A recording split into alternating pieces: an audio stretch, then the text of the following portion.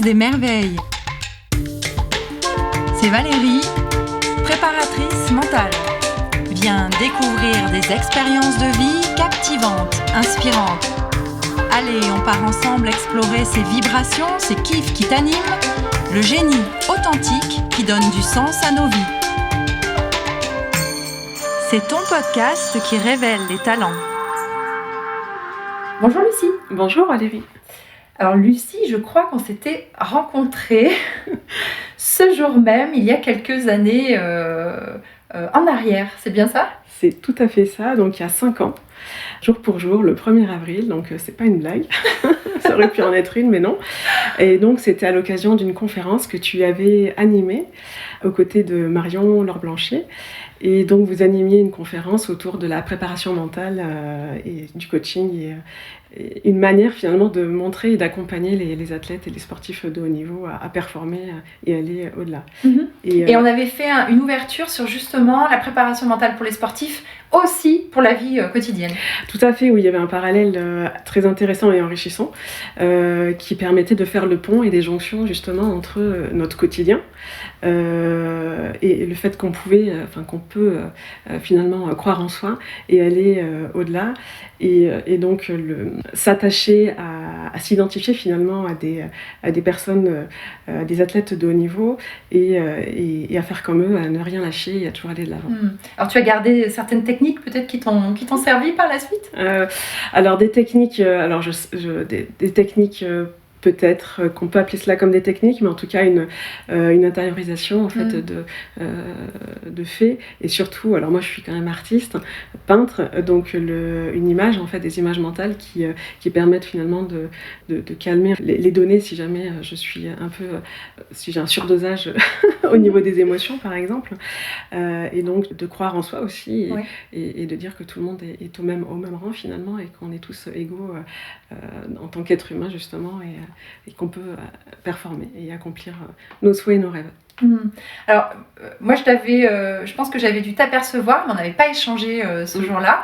Et par contre, moi aussi je t'ai déjà rencontré, mais plus à travers tes œuvres justement, que j'ai toujours trouvé très colorées, très... En fait, tu arrives à faire vivre un mouvement sportif, je connais surtout celle-ci, un mouvement sportif sur une toile qui est statique, de le faire vivre en fait avec ses couleurs et avec cette notion de mouvement. Je crois que c'est les premières toiles que j'ai vues qui retranscrivaient autant cette notion de dynamisme sur finalement une toile statique.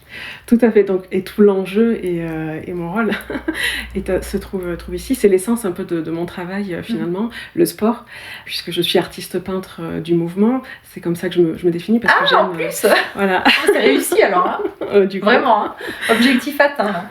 Et alors évidemment, j'aime bien prendre l'image de l'entonnoir, c'est-à-dire que quand on commence à créer, au début de la création, dans notre jeune âge, enfin en tout cas moi c'était comme ça pour mon expérience, donc on s'essaie à à une grande diversité finalement de thématiques, de sujets, et par contre il y a toujours quelque chose qui est ressorti dans mon travail artistique, c'est les couleurs et le dynamisme que j'ai pu mettre. Et finalement c'est ça, c'est ce que j'ai appris et aimé, ce que j'aime faire, c'est raconter une histoire à travers une œuvre.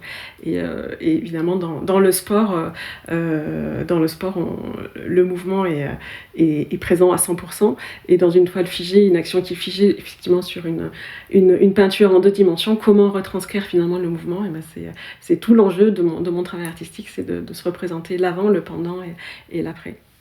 Eh ben oui, et c'est vraiment ce que je ressens, et en plus parfois tes toiles sont exposées en extérieur et ça participe à ça aussi, de se dire waouh, une toile souvent c'est assez protégé, c'est dans des milieux fermés, et toi on les voit quand même souvent à l'extérieur aussi, elles sont exposées par exemple au gymnase Pierre de Coubertin à Issoire. Effectivement, alors c'est une remarque qu'on me fait assez régulièrement. Alors il ne s'agit pas de toiles de peinture en fait qui ont été peintes et qui sont exposées, puisque c'est vrai qu'une peinture on part de pigments et après on mélange un liant et exposé. Voilà. Alors c'est un peu plus ou moins comme un poster. C'est une reproduction d'un tableau en fait que j'ai réalisé.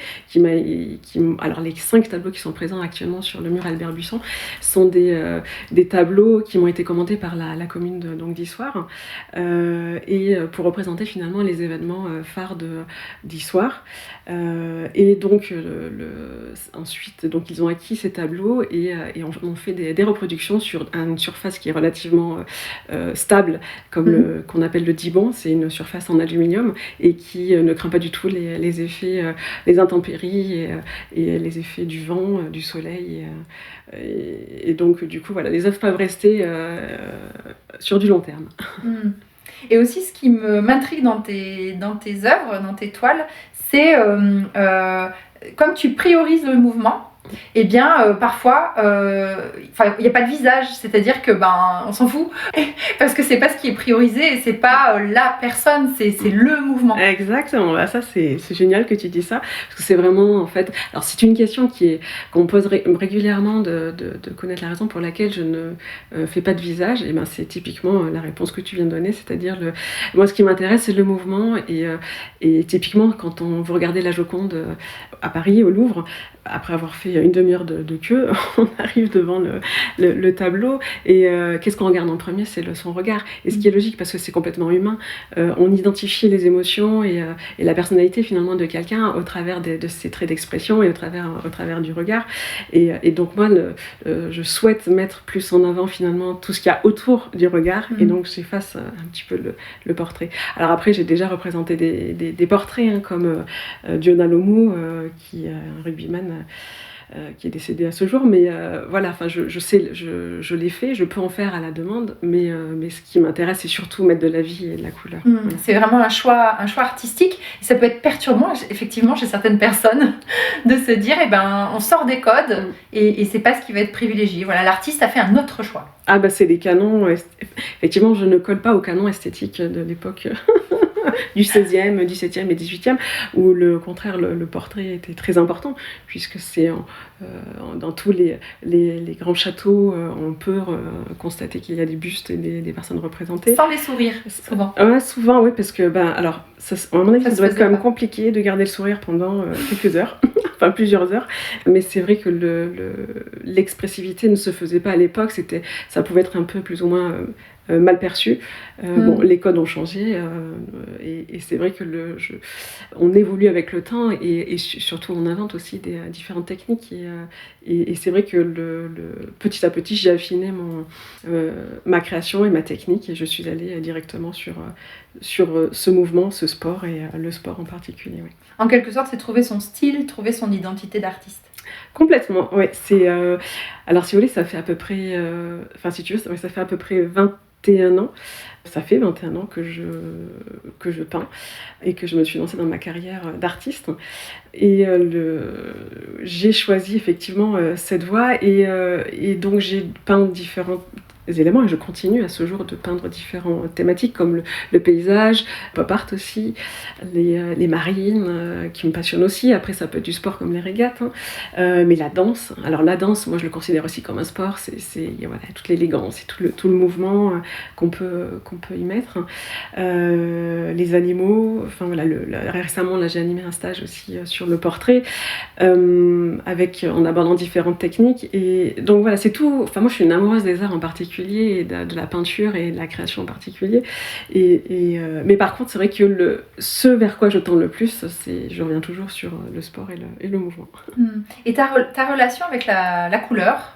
Oui, alors elle est dense. Pour moi, chaque couleur représente une émotion. Et c'est comme quand vous vous habillez le matin, alors je vais plus particulièrement aller vers telle ou telle couleur, du jaune, du rouge, du vert. J'hésitais entre orange et vert. Ah, voilà. En ce moment, j'aime bien. Alors c'est que le vert, classiquement, on peut dire que c'est plus la couleur de la nature. Voilà, on est proche. On est printemps. Voilà, exactement. Les fleurs qui sortent. Et l'orange, c'est une couleur de la créativité.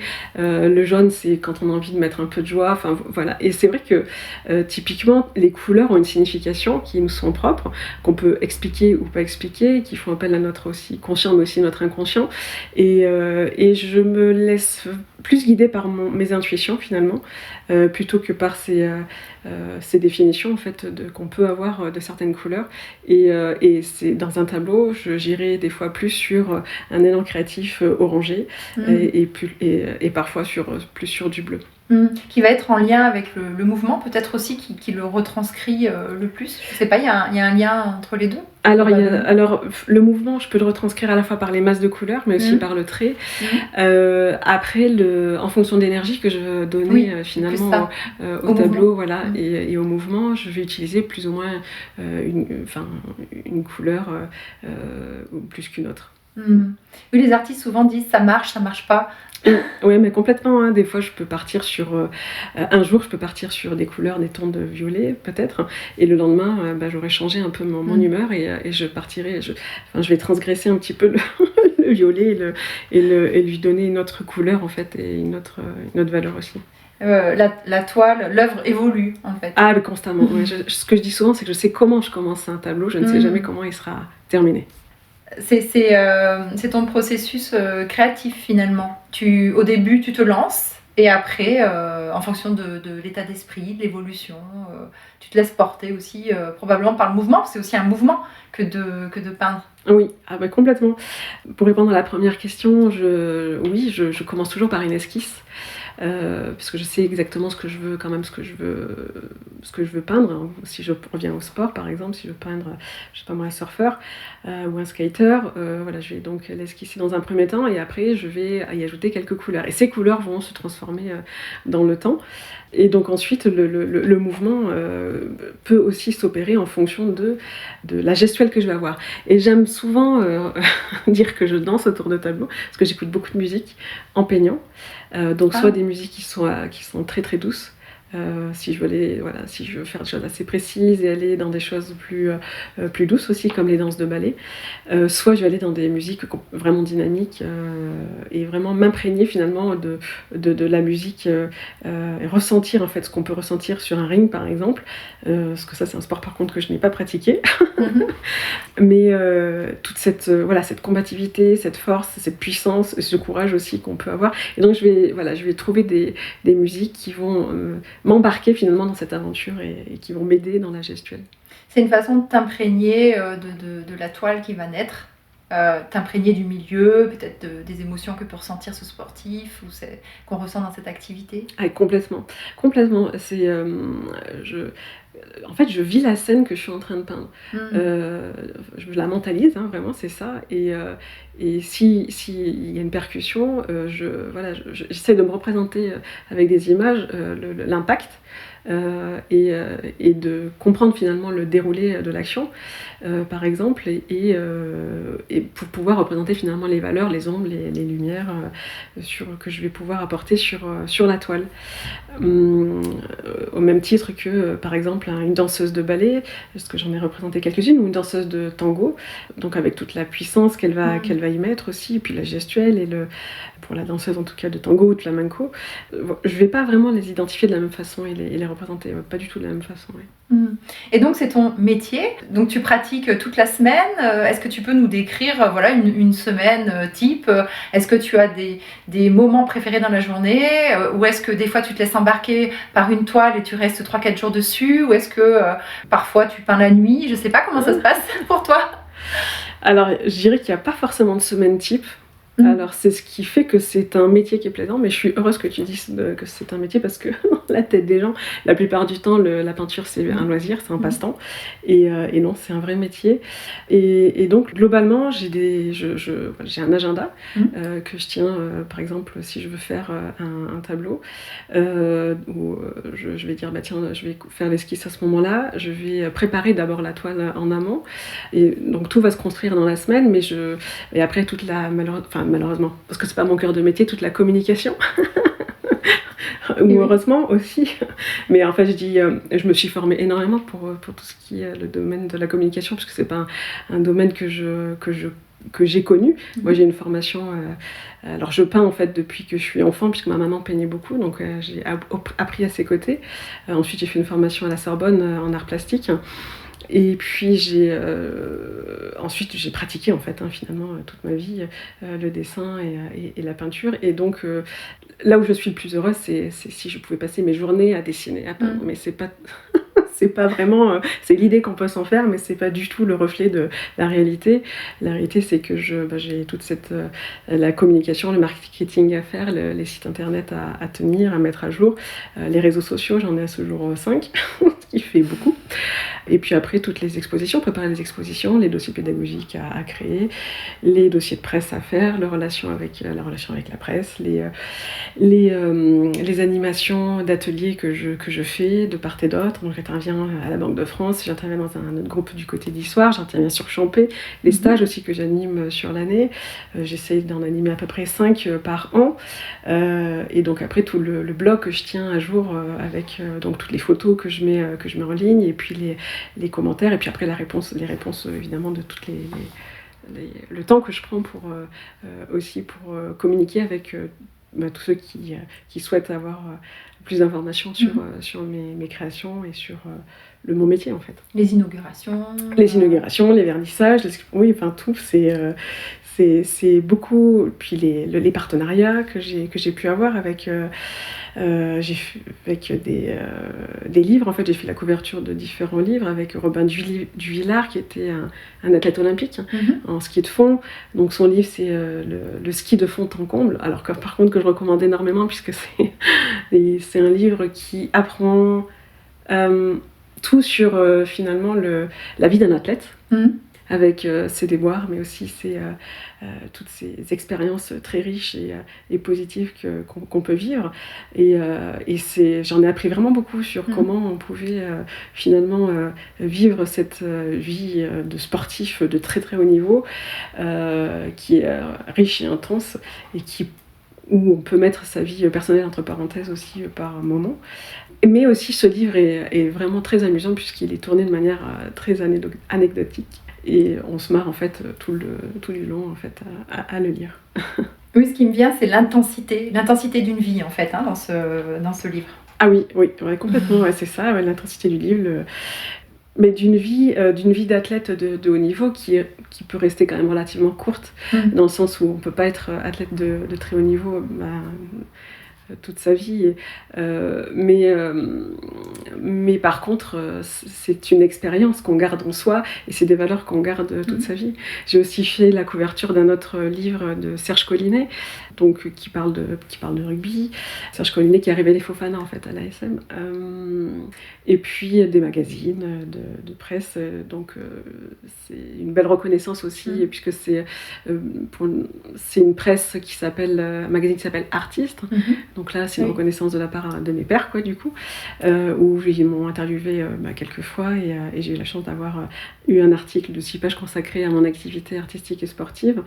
J'ai eu aussi un autre article qui m'a été consacré, donc là, par un magazine spécialisé dans le monde du sport, qui s'appelle Sport et Vie, et qui est un peu un ovni de la presse, qui parle de sport, mais de manière complètement décalée par rapport à ce qu'on peut écouter tous les jours ou lire sur le monde du sport. Voilà, enfin, c'est tous ces interviews, tous ces moments qui sont très riches et intenses. C'est ce qui fait le quotidien d'une vie. Et souvent, j'ai quand même un agenda et j'essaye de m'y tenir, mais c'est impossible. Voilà. C'est vrai qu'on a mis un moment pour réussir à se rencontrer. Oui, et non, c'est vrai que en ce moment, c'est une année qui est intense, je crois que c'est le terme, puisque c'est une année olympique. Et donc, alors effectivement, les Jeux, on peut se dire, les Jeux olympiques et paralympiques, c'est à partir du mois de juillet. Mais en fait, moi, ça fait depuis plus d'1 an que je prépare les Jeux, donc je prépare des expositions. Et donc, j'en ai un certain nombre, en fait, qui sont des grosses expositions qui vont avoir lieu, parfois en même temps. Donc, il faut pouvoir gérer aussi tout cet élan qui est très positif, mais en même temps, j'interviewe aussi en ce moment des athlètes, Donc j'ai commencé à faire voilà, des petites interviews. Donc j'ai interviewé Eva Serrano, qui a participé à 2 Olympiades en gymnastique rythmique. Voilà, et donc d'autres interviews qui vont être qui sont en cours là, qui sont prévues pour la semaine prochaine et ainsi de suite. Et donc l'idée de ces interviews, c'est ensuite que je fasse le montage. Donc je me suis formée aussi pour. Donc en fait, la vie d'un artiste, c'est ça, c'est se former constamment. Et donc j'ai eu la chance d'avoir pu être formée par un monteur, en fait, quelqu'un qui fait des interviews, mais qui fait aussi du montage vidéo, des films, des reportages. Donc il m'a appris comment utiliser le logiciel Premiere Pro, par exemple. Donc je suis très heureuse de pouvoir l'utiliser à ce jour. Mais c'est vrai que c'est pas mon métier, donc ça je mets évidemment beaucoup plus de temps que n'importe qui dans ce métier, en tout cas pour pouvoir réaliser. Mais c'est une véritable passion, parce que ce qui me plaît aussi quand même finalement, c'est de créer. Et alors effectivement, toute la partie technique qui est pour moi moins passionnant, c'est-à-dire l'utilisation du logiciel, c'est moins passionnant. Mais par contre, une fois que le bébé est réalisé et que le travail est effectué, là c'est assez riche. Et ces expositions et interviews, on pourra les découvrir combien de temps avant les Jeux Olympiques, ou pendant, ou après? Alors du coup, oui, ces interviews... Alors, la logique serait que je les mette en ligne avant l'exposition et le vernissage qui aura lieu en mai, en mai 2024 de cette année. Donc sur Paris, en fait, j'ai une exposition qui aura lieu, exactement à Charenton-le-Pont. Donc c'est une exposition qui sera collective, où je vais exposer à peu près une grosse dizaine de tableaux, avec notamment 3-4 très gros tableaux qui seront présents, où je vais représenter l'olympisme et ses valeurs, en partenariat avec également une association qui s'appelle 24 pour tous et tous pour un, de Guillaume Renaud, qui est présidée par Guillaume Renaud, et avec lequel je travaille depuis je sais plus, ça doit faire 5-6 ans que le projet s'est mis en route. Donc son idée, c'était d'accompagner 2024 enfants aux Jeux Olympiques de Paris 2024. Ah, génial. Donc c'était un très très beau projet.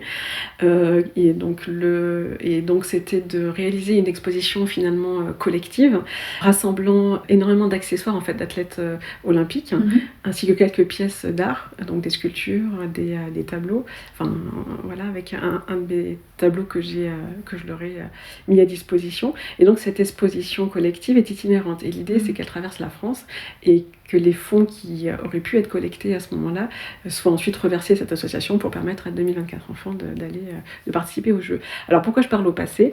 C'est parce que depuis le Covid, ça a légèrement, la donne a légèrement changé, puisqu'il y a eu une petite coupure, une interruption d'à peu près 2 ans quand même.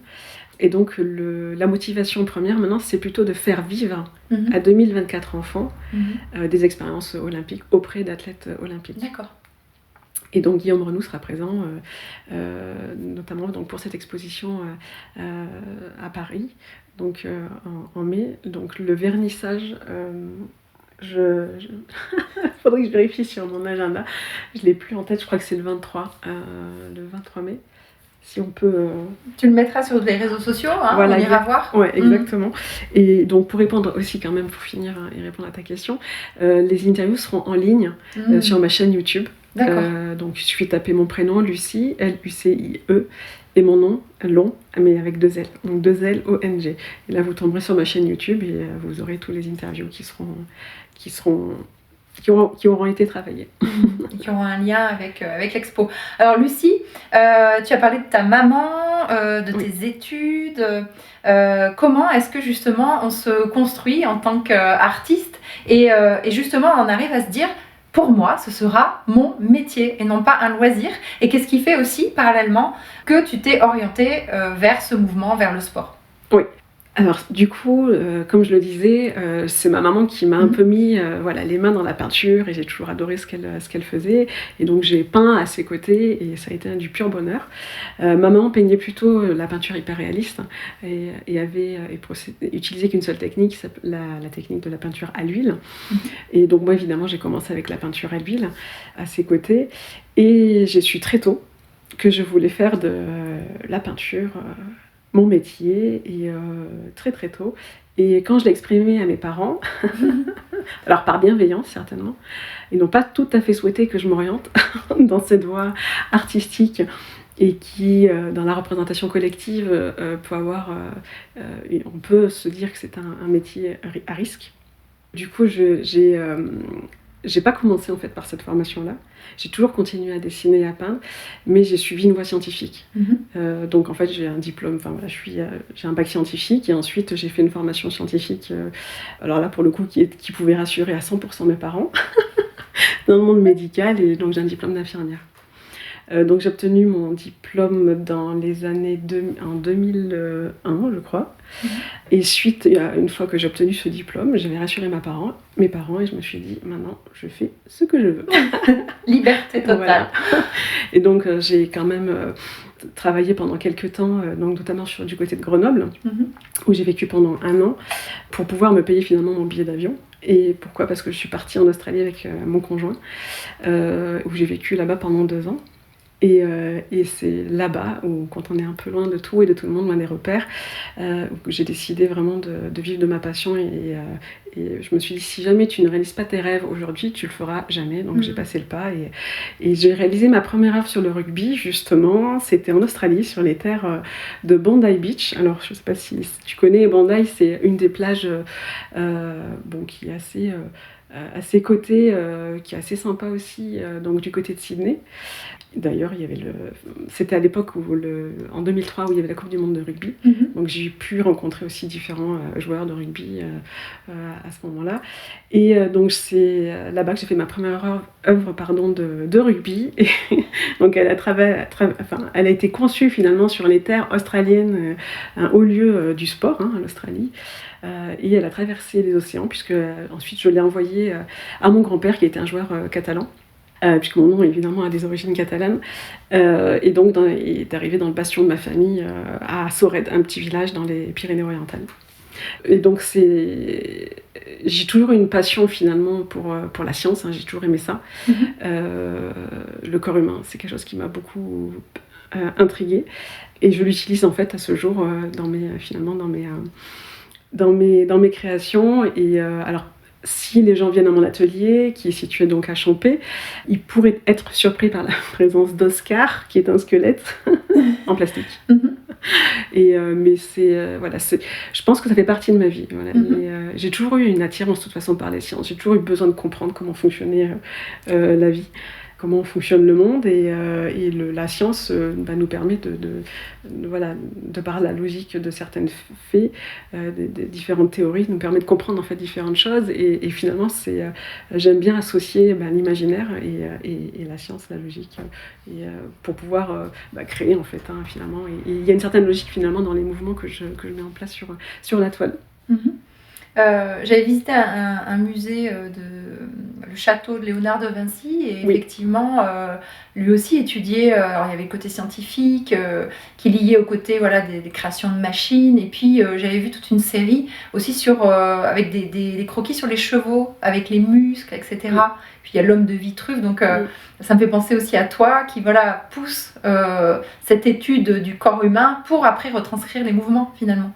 Alors ça tombe bien que tu parles de Léonard de Vinci, puisque c'est un des artistes qui m'a vraiment influencée dans la création. Alors moi j'ai adoré son côté, alors je ne l'ai pas connu, bien évidemment, mais j'ai adoré son côté scientifique en fait, et de recherche, puisqu'à l'époque évidemment on n'avait pas les outils qu'on a de nos jours.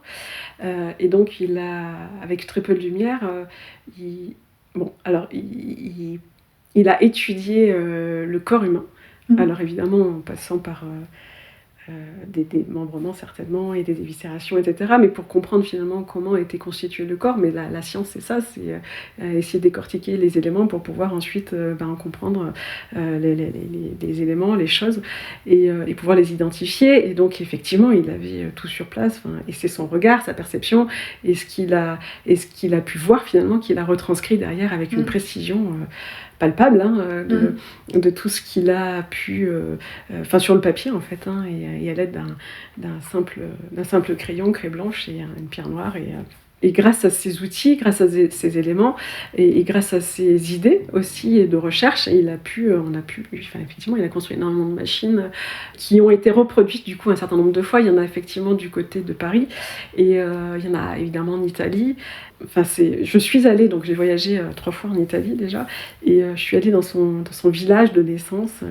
C'est un tout petit village que je conseille du coup d'aller voir et on est vraiment imprégné finalement de l'aura en fait de Léonard de Vinci. Et, c'est un personnage qui me bluffe toujours à l'heure actuelle puisqu'il avait une connaissance, il avait toujours une soif d'apprendre finalement et de découverte. Et je pense que c'est ce qui doit nous motiver, nous aussi en tant qu'êtres humains. C'est ne pas rester sur de l'acquis, mais toujours aller de l'avant et toujours essayer de comprendre, d'apprendre. Et grâce à ces échanges, comme on peut avoir aujourd'hui, ces rencontres qui font qu'on avance et qu'on apprend aussi beaucoup, beaucoup de choses. Là, ce que je retiens, c'est de savoir faire des liens, en fait, entre plusieurs choses et aussi aller dans la précision. Et la précision, pour moi, c'est la compréhension. Complètement, oui. La précision, c'est la compréhension. Et c'est aussi je crois que c'était Marie Curie qui disait il ne fallait pas chercher à craindre en fait, les éléments, mais plutôt à essayer de les comprendre pour ne pas les craindre. C'est pas comme ça qu'elle le disait, mais l'idée est là. Et effectivement, de comprendre comment est construit le plus petit élément et ou comprendre pourquoi telle difficulté ou telle présence peut nous paraître juste insupportable ou insurmontable, finalement c'est d'en comprendre le déroulé et de comment on en est arrivé là, finalement, qui peut nous aider, je pense, à faire évoluer les choses et aller un peu plus de l'avant. Donc le déclencheur, c'est le petit déclic sur cette plage en Australie. Et par la suite, tu t'es installée lorsque tu es rentrée. Comment ça s'est passé ? Peut-être des doutes, est-ce que vraiment Alors des doutes, ouais, nous en tant qu'artistes, en tout cas moi je suis farcie de doutes. Ça c'est et constamment, je pense que, tu le sais certainement mieux que moi, mais je pense que la préparation mentale justement, il faut se dire, non, à un moment donné, on a plein de doutes, mais il faut croire en soi. Continue. Voilà, il faut continuer.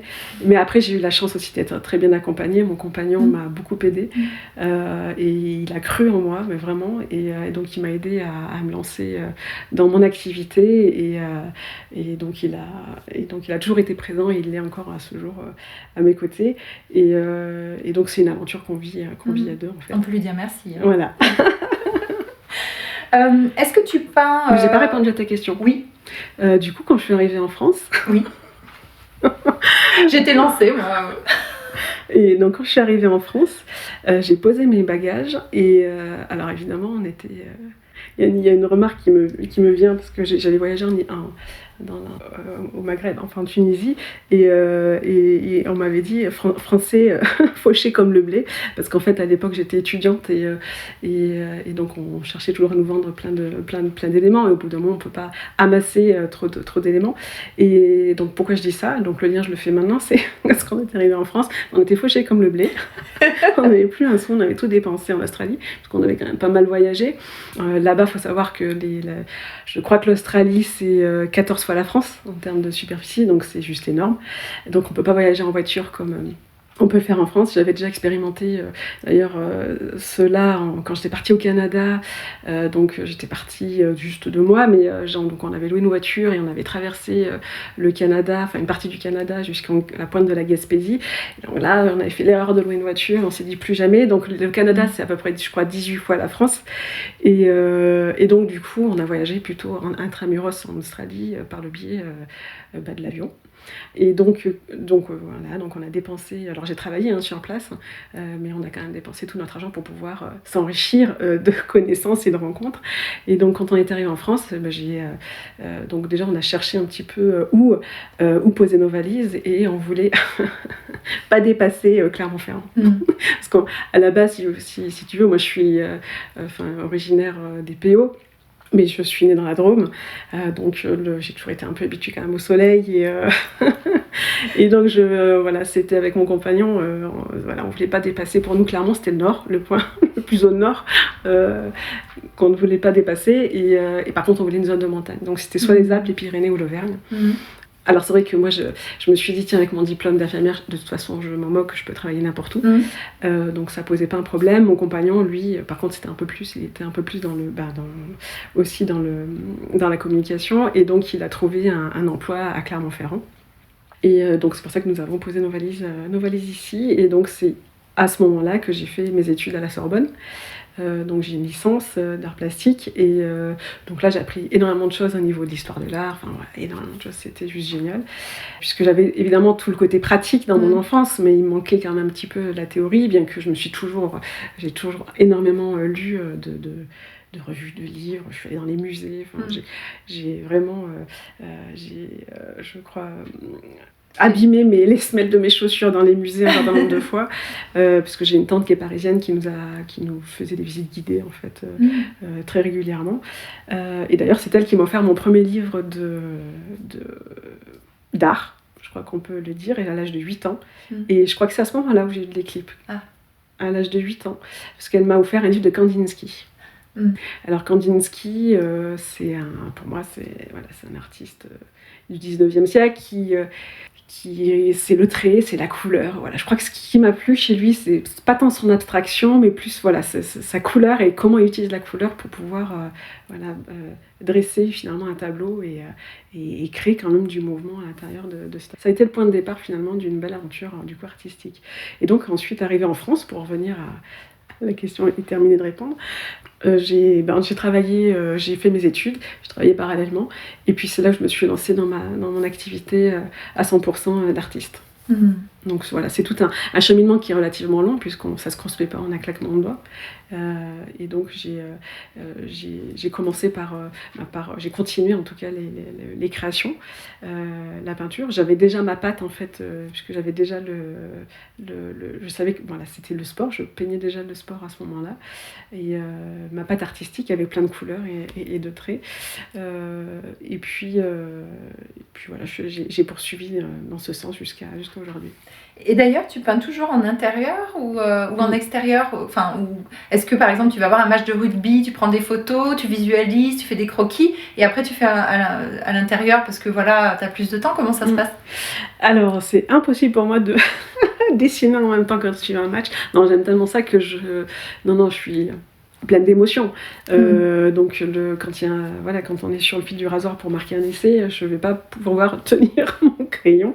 Et moi je m'en imprègne beaucoup. Par contre, souvent, soit je pratique les sports que je peins, que je dessine, soit si je ne les connais pas, je m'en inspire et je vais voir en fait sur place, soit je regarde des vidéos si vraiment je les connais pas, ou alors je vais directement à la rencontre des personnes pour comprendre finalement les us et coutumes, et puis parce que chaque sport a ses codes que je n'ai pas forcément, et donc c'est hyper important pour moi en tout cas d'en comprendre les codes pour pouvoir les retranscrire au mieux en fait sur la toile.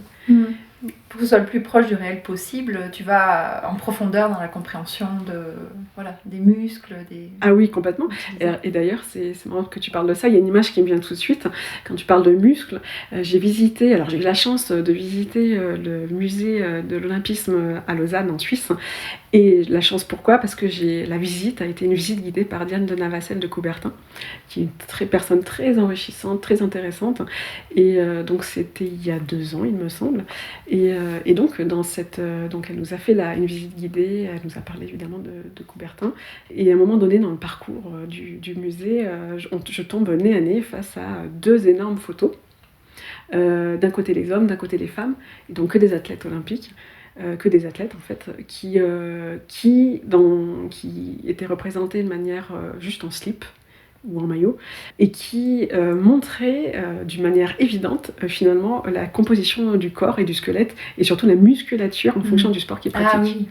Et donc il y a certains sports où les muscles vont être beaucoup plus massifs, voilà, et d'autres sports où par contre on va vraiment aller sur du longiligne, comme l'endurance, l'athlétisme. Oui, ça sculpte et après ça conditionne la façon dont les mouvements vont être réalisés, la puissance ou l'élégance ou la finesse, la légèreté ou la lourdeur à certains. Oui, non mais c'est complètement ça. Donc finalement, moi, aussi dans ma gestuelle et dans ma pratique, je ne vais pas du tout représenter des muscles de la même façon.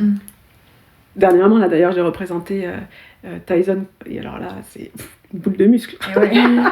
Donc, et c'est encore plus. Enfin voilà, j'ai l'habitude de représenter les rugbyman qui sont très musclés, très massifs, très denses. Mais là, Tyson, en tout cas, c'est encore autre chose. Voilà, monstre. Il y a des sports que tu n'as pas encore représentés et qui peut-être t'attirent? Certainement. Oui, évidemment, il y a plein de sports que j'ai pas encore représentés, mais j'en ai quand même représenté un certain nombre. J'en ai représenté à peu près une centaine, ce qui est quand même juste énorme. Mais par contre, c'est ça qui est bien, c'est que je représente constamment en fait des nouveaux sports. Là, dernièrement, j'avais pas encore représenté l'haltérophilie, par exemple, et là, je viens de le peindre à l'aquarelle la semaine dernière. De la même manière, j'ai représenté, parce que je vais aussi interviewer Ala Djiba, donc qui est un athlète olympique en handi, en para, mais en athlétisme, et donc je l'ai représenté à l'aquarelle, et je l'avais pas encore représenté non plus ce sport. Donc voilà, c'est chose faite, mais évidemment, il y a plein d'autres sports que je n'ai pas encore. La plongée sous-marine, je l'ai fait. Le tir à la carabine, le tir à la carabine, je l'ai fait sur une grande œuvre où j'ai représenté 17 sports. Non, il y a plein de sports que évidemment je n'ai pas à représenter. Mais parce que c'est tellement varié, tellement riche. Et tu as des commandes ou est-ce que finalement c'est toi qui proposes des œuvres, ou est-ce que maintenant tu as peut-être plus de commandes? Comment ça se passe? C'est les deux. Les deux, mon capitaine. Tu aimes les deux? Oui. Ouais. J'aime avoir évidemment la possibilité créative de me dire je fais ce que je veux, quand je veux, où je veux. C'est la liberté finalement d'expression, avec les couleurs que j'ai envie d'y mettre et l'intention que j'ai envie d'y donner. Et puis j'ai toujours plein d'idées. C'est simplement le temps qui manque, parce que tellement envie de représenter plein de choses et de plein de manières différentes, mais bon, après je vais y arriver, je vais aller mettre en place, mais j'ai aussi également des créations sur commande, donc ça j'en réalise régulièrement, très régulièrement.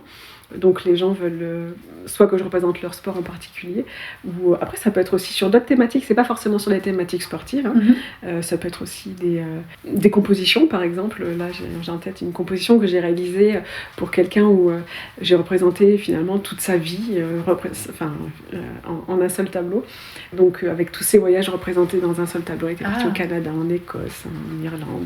Donc voilà, après c'est tout mon travail, tout l'enjeu, c'est d'essayer de faire en sorte que tout aille ensemble finalement en termes de composition, mais c'est aussi finalement alors c'est quand même pas mal le sport, c'est vrai que j'ai pas mal de demandes au niveau du sport, et après quand je connais pas justement le sport ou une prise en particulier, là je pense notamment à un judoka là où je vais prochainement représenter un tableau représentant un combat. Alors la prise je l'avais pas forcément, pourtant j'ai fait du judo jusqu'en ceinture, alors je suis pas allée très loin jusqu'à la ceinture verte.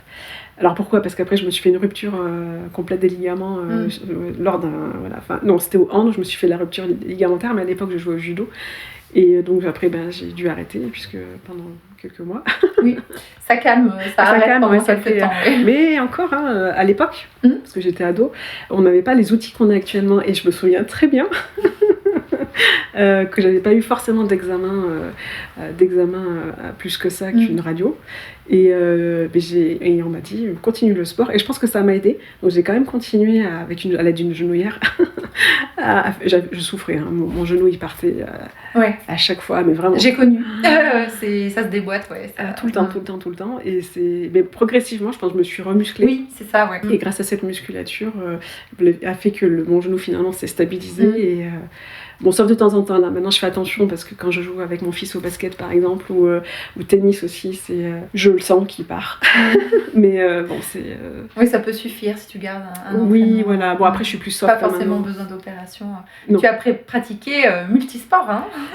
Alors un certain nombre, moi j'ai fait de l'escalade, j'ai beaucoup aimé l'escalade, j'ai fait de la spéléo aussi, de l'athlé, du ski évidemment ici, ski de fond, ski de piste. Alors moi j'ai commencé par le ski de fond. Après, j'ai découvert le ski de piste, et qui est une autre manière de skier. Mais alors, ça fait maintenant 15 ans que je skie sur des pistes en ski de descente.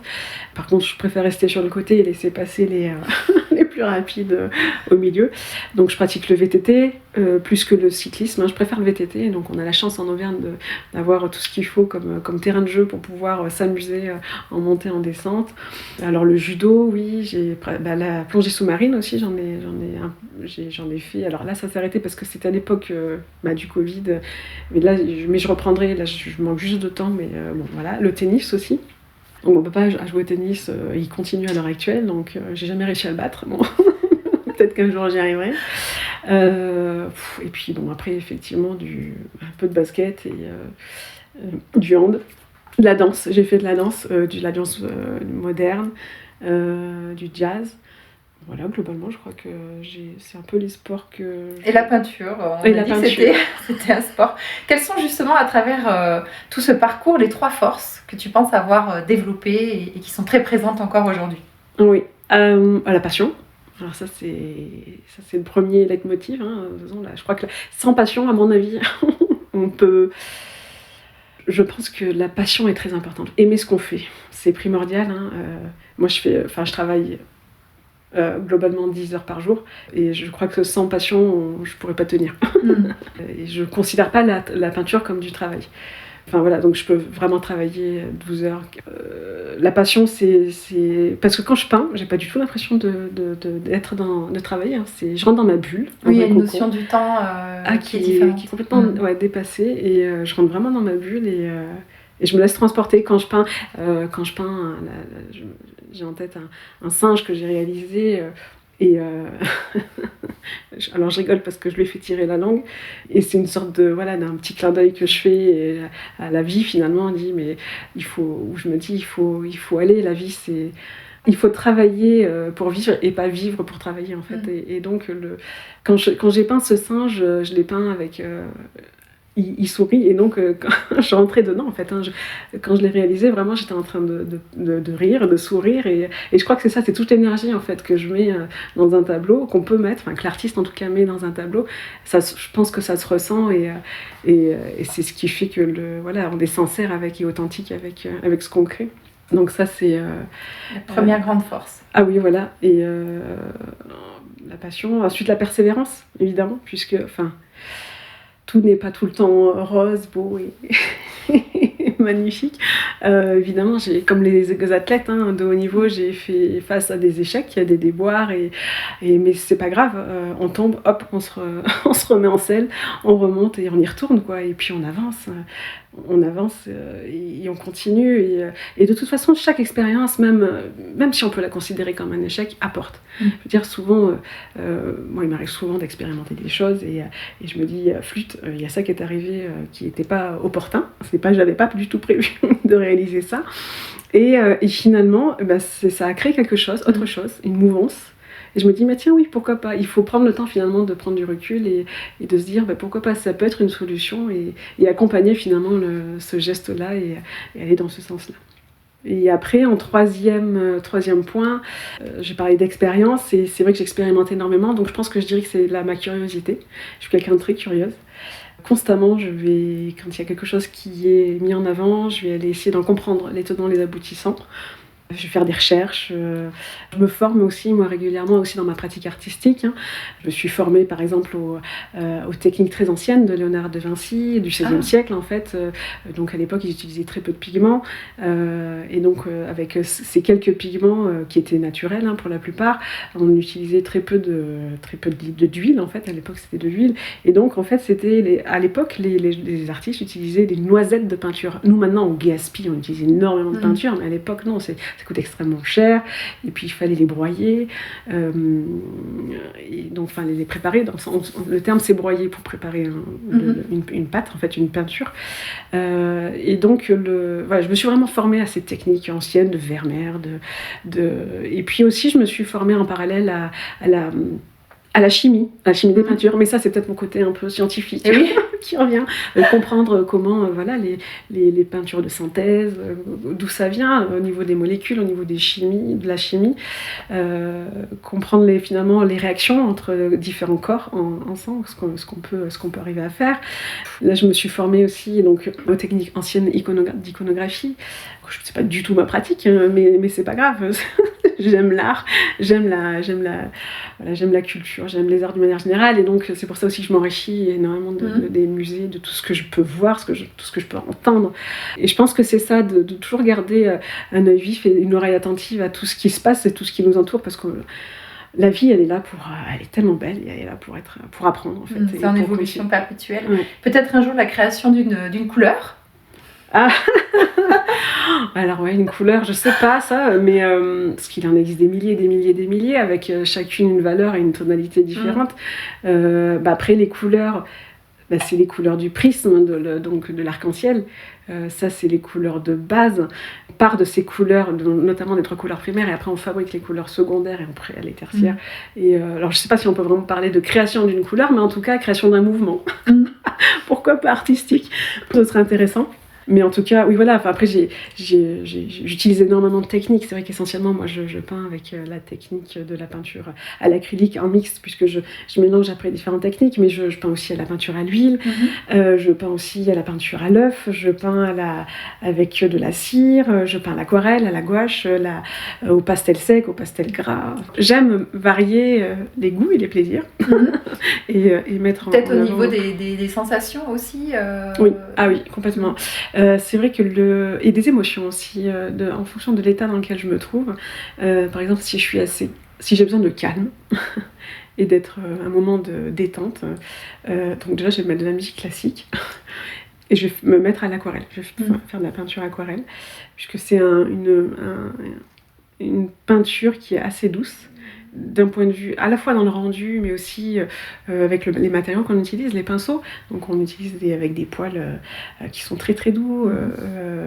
Donc voilà, c'est toute une gestuelle finalement. Et par contre, tu m'as posé une question tout à l'heure, est-ce que je peins dedans ou dehors? Alors essentiellement, effectivement, je peins à l'intérieur, mais je peins aussi à l'extérieur, donc où ça m'arrive de poser le chevalet à l'extérieur, mais ça, je fais plus ça l'été. Ou au printemps, quand le temps le permet évidemment. Et donc là, je peins plutôt avec de la peinture à l'huile, puisque alors la peinture à l'huile en elle-même n'est pas nocive, puisque de toute façon la base de la peinture c'est un pigment alliant, et que le pigment c'est à moins qu'il soit synthétique et nocif comme le plomb, mais qui est interdit de toute façon à l'heure actuelle, mais le liant, donc qui n'est pas du tout nocif puisque c'est de l'huile. En fait, finalement, ce qui craint dans la peinture à l'huile, c'est l'utilisation d'additifs, et donc notamment l'essence de térébenthine. Ça reste par définition une essence qui peut être toxique pour soi, enfin pour les poumons, et donc ça je préfère l'utiliser en extérieur, ou alors dans un endroit bien ventilé en tout cas. Et aussi peut-être suivant le mouvement, le choix de la peinture, de la texture.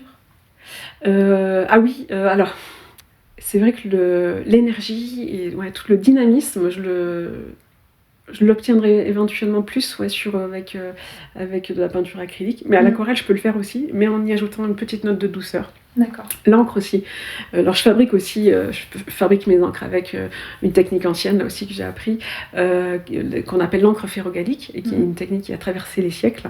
Et donc je fabrique cette encre à partir de noix de Galles, en fait, qu'on peut récupérer qui est une excroissance en fait. En fait, globalement, pour faire court, c'est un moustique qui vient pondre un œuf en fait sur une feuille ou une branche d'un chêne, et une excroissance qui se forme autour de cet œuf. Et en fait, l'insecte, quand il va naître, il va percer la coque de la noix, et donc à l'intérieur de cette coque, il y aura énormément de tanin, et finalement c'est ce tanin qui nous permet de fabriquer l'encre, et qui est indélébile. Donc généralement quand je peins, j'en ai plein les doigts pendant plusieurs jours. Et donc c'est tout, voilà, toute cette richesse, l'encre peut apporter beaucoup de dynamisme et transparence en même temps. Donc c'est ça qui est sympa, c'est qu'en fonction de ce que je veux représenter, soit je joue sur la transparence ou alors sur l'épaisseur, avec le travail du couteau par exemple, qui donne beaucoup plus de matière, où on peut travailler avec la peinture acrylique et l'huile. C'est tout un choix, je suppose, sur l'instant, qui se fait peut-être en réflexion aussi. Qu'est-ce que je vais utiliser, qu'est-ce qui est adapté, et puis sur le moment peut-être changer d'avis en fonction de l'énergie présente, c'est ça? C'est ça. Alors c'est vrai que la peinture, la création, c'est quelque chose qui est assez instinctif, mais c'est aussi ça demande beaucoup de concentration. C'est-à-dire que il faut d'abord réfléchir à quoi, ensuite comment. Et quand on est dans le sujet, en tout cas, moi, j'ai vraiment besoin d'être à 100% avec ce que je crée. Et généralement, quand j'ai fini ma création, je suis épuisée. j'ai donné toute l'énergie que j'avais à donner dans le tableau. Et qu'est-ce que tu peux souhaiter, dans le futur? Qu'est-ce que tu peux souhaiter à ton travail artistique? Et qu'est-ce que tu peux souhaiter peut-être au monde du sport et au monde en général? Alors, ce que je peux me souhaiter, c'est continuer à rencontrer des personnes, à valoriser le sport à travers finalement mes créations, à essayer de partager des choses, des émotions, à transmettre aussi, à continuer de transmettre des messages, puisque la peinture, ça sert à ça, à transmettre aussi des messages et donc et des valeurs aussi grâce au sport. Souhaiter au monde, alors à l'heure actuelle, je crois qu'il y a une notion élémentaire et essentielle et universelle qui est la paix. La paix, bien évidemment, et l'égalité entre tous. Évidemment, la santé. Donc là, effectivement, la santé, c'est primordial. Et je fais le lien avec le sport, du coup. Donc pourquoi ? Parce que c'est tout frais. J'ai participé à une vente aux enchères qui a eu lieu la semaine dernière. L'idée de cette vente aux enchères, donc la personne qui s'appelle Guillaume Delamarre, qui a monté une association caritative qui s'appelle Play Again, en fait, a monté cette association de manière à pouvoir récolter des fonds pour pouvoir inciter les gens qui sont atteints de pathologies de cancer, donc assez graves, de pouvoir continuer à faire du sport pendant leur traitement. Alors pourquoi je dis ça ? Parce que lui-même a été atteint d'un cancer, alors qu'il était classé 2-6 en tennis, donc c'est un très très bon niveau. Et il a été atteint d'un cancer et assez agressif, et il a réussi grâce au sport, grâce au tennis, à s'en sortir et à guérir de cette maladie. Donc moi, à tous ceux qui m'écoutent, faites du sport, faites vraiment du sport et ne jamais s'arrêter à faire du sport. Donc ça, c'est vraiment ce que je souhaite aussi à tout le monde. Et pour terminer, aurais-tu une citation, peut-être une anecdote, peut-être un message que tu souhaites transmettre pour nos auditeurs, nos auditrices ? Alors une citation, oui, j'aime bien celle d'Albert Einstein, qui dit que la créativité, c'est l'intelligence qui s'amuse. Ah, j'adore celle-là.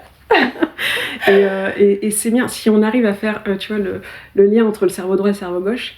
Le cerveau droit, c'est le cerveau de l'imaginaire, le cerveau gauche, celui de la logique, et qu'on arrive à mixer l'ensemble et à utiliser les deux, on peut arriver vraiment à performer et à s'amuser et à vraiment faire des choses extraordinaires. Donc j'aime beaucoup cette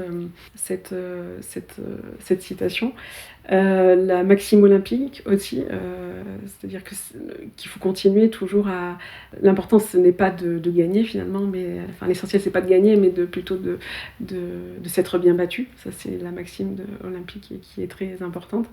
Et ensuite, une anecdote, alors j'avais rencontré... alors ce que j'aime, c'est quand tu parlais d'humain tout à l'heure, et quand on est tous des humains, et on est tous égaux à ce titre-là, et quand on a des personnes, des athlètes de haut niveau, ou des personnes qui sont très connues, et qui arrivent à finalement à communiquer avec tout le monde de la manière la plus simple qui soit, ça c'est un bel enjeu, et c'est une belle forme d'humanité. Et donc je pense notamment à Émile Ntamak, que j'ai rencontré il y a 3 ans ou 4, je sais plus exactement, qui a joué le jeu de se peindre le visage avec moi, en fait, puisque j'étais en train de créer une peinture, là aussi dans le cadre d'un événement artistique et culturel mêlant art et sport.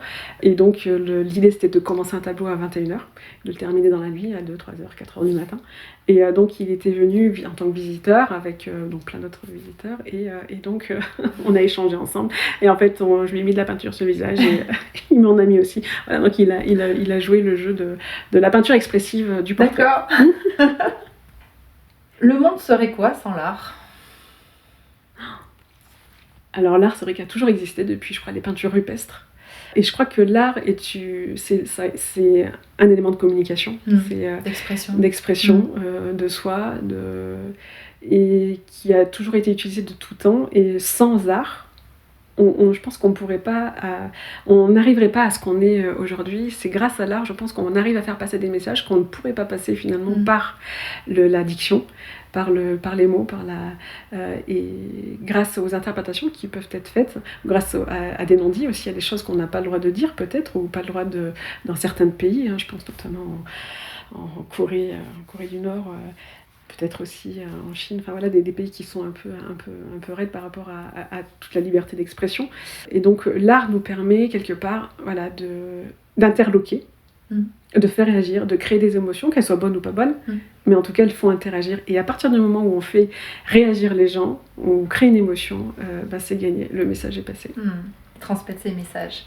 Et je pense que c'est ce que tu fais aussi à travers tes stages et ateliers. On retrouvera toutes les coordonnées dans le descriptif de l'épisode pour pouvoir te retrouver et être au courant de toutes tes activités. Merci beaucoup Lucie. Merci Valérie. Aurais-tu une prochaine merveille à nous recommander dans ce podcast ? Alors moi j'en aurais plusieurs. Je parlerai des 2 Guillaume que j'ai cités tout à l'heure. Donc Guillaume Delamarre, qui est un athlète, qui a été un athlète de très haut niveau, qui pourrait raconter son expérience. Je pourrais également parler de Guillaume Renoux, qui a porté ce projet avec son association 24 pour tous et tous pour un. Mais je pourrais également parler de Sandrine Martinet, qui a été porte-drapeau aux Jeux de Tokyo et qui est une personne extraordinaire, qui avec une détermination, qui a une persévérance et une force de caractère, parce que bon, quand même pour la petite anecdote, elle a poursuivi un combat en judo, donc en para, malgré une cheville, elle s'est fracturée la cheville. J'ai pu échanger avec elle et elle nous a raconté cette force de caractère en fait qu'il faut avoir et puisqu'il faut oublier la douleur. Une fracture, c'est quand même pas rien. Quand même. Donc il faut pouvoir oublier la douleur et pouvoir continuer le combat et pouvoir aller jusqu'au bout. Jusqu'au bout de l'effort, et donc c'est juste exceptionnel. Samir Azimani aussi, que j'ai rencontré, qui a été, alors lui, qui est exceptionnel en fait, et qui a participé à 2 Olympiades, mais là où c'est exceptionnel, et lui il fait vraiment preuve aussi d'une persévérance et d'une résilience aussi à toute épreuve, dans le sens où c'est quelqu'un qui a découvert le ski à l'adolescence, et qui, quand il a vu des Jeux olympiques, et qui s'est dit c'est ça que je veux faire. Il dit je veux faire du ski et je veux être athlète et je veux participer à des Jeux olympiques. Et donc il s'est mis au ski quand même à l'adolescence et il y est arrivé. Il a fait, et ce qui est quand même incroyable dans son histoire, c'est que je crois que c'est le seul athlète qui a participé à 2 Olympiades avec 2 sports différents, ski de fond et ski de descente. Donc c'est une personne que tu pourrais effectivement interviewer, qui a plein de choses à dire. Bien, merci Lucie, on se retrouve sur tes expositions. Merci Valérie, merci beaucoup. C'était Lucie Long, artiste peintre du sport et du mouvement. Elle interprète et décortique les mouvements sportifs et retranscrit sur ses toiles les valeurs de chaque sport. Lucie nous invite à voyager.